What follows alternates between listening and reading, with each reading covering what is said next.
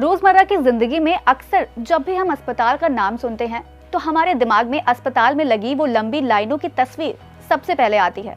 अक्सर लोग सरकारी अस्पतालों की इन लंबी लाइनों से बचने के लिए प्राइवेट अस्पतालों की ओर रुख करते हैं, जो काफी महंगे होते हैं और सब तक इनकी पहुंच भी नहीं होती है।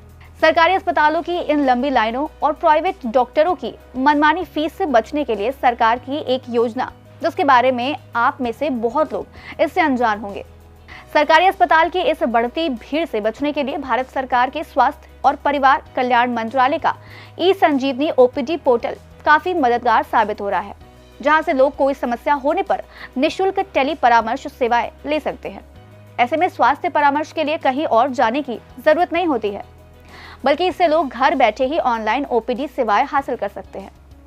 हालांकि ई-संजीवनी के बारे में कुछ बातें आपको जानना जरूरी है, यानी इसका लाभ उठाने के लिए पहले ही आपको इसकी रजिस्ट्रेशन प्रक्रिया, टोकन जनरेट करने, लॉगिन करने, प्रतीक्षा कक्ष, परामर्श आदि के बारे में पता होना चाहिए।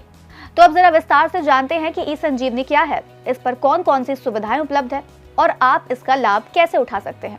दरअसल ई-संजीवनी ओपीडी की शुरुआत तब हुई जब कोरोना महामारी के दौरान डॉक्टरों के पास जाकर स्वास्थ्य परामर्श लेना मुश्किल था। इसे साल 2020 में लॉन्च किया गया था। इसे centre for development of advance computing द्वारा विकसित किया गया है। इस ओपीडी का मुख्य उद्देश्य डिजिटलीकरण की मदद से उन व्यक्तियों को स्वास्थ्य सलाह प्रदान करना है जिनके लिए अस्पतालों का चक्कर लगा पाना काफी मुश्किल होता है। स्वास्थ्य मंत्रालय के अनुसार ई-संजीवनी सरकार द्वारा शुरू की गई अपनी तरह की पहली टेलीमेडिसिन पहल है, जो eSanjeevani Ayushman Bharat health and wellness centre और ई-संजीवनी ओपीडी के माध्यम से ऑनलाइन चिकित्सा सेवाएं प्रदान करती है। अब ई-संजीवनी ओपीडी के तहत आपको कौन कौन सी सुविधा मिल सकेगी, जरा इस पर भी नजर डाल लेते हैं। ई-संजीवनी ओपीडी के तहत आपको कई तरह की सुविधाएं मिलती हैं। इनमें patient registration, token generation, Q management, doctor के साथ ऑडियो वीडियो कंसल्टेशन, ई प्रिस्क्रिप्शन, SMS ईमेल के माध्यम से सूचनाएं, राज्य के डॉक्टरों द्वारा सर्विस, फ्री सर्विस आदि शामिल है। अब अक्सर ऐसा होता है कि लोगों को ये पता ही नहीं होता है कि पोर्टल का इस्तेमाल कैसे करना है, तो इसकी पूरी प्रक्रिया को समझते हैं। इसके लिए पहले आपको इस मंच पर रजिस्ट्रेशन या फिर लॉगिन करना होगा। इसके लिए आपको आधिकारिक वेबसाइट esanjeevaniopd.in पर जाना होगा, जिसके बाद पेशेंट रजिस्ट्रेशन पर जाकर रजिस्ट्रेशन करना होगा।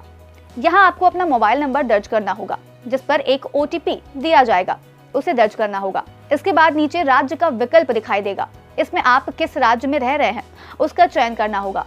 इसके बाद रजिस्ट्रेशन पर मांगे जाने वाले विवरणों को दर्ज करना होगा। इसके बाद SMS के माध्यम से आपको पेशेंट ID और टोकन दिया जाएगा।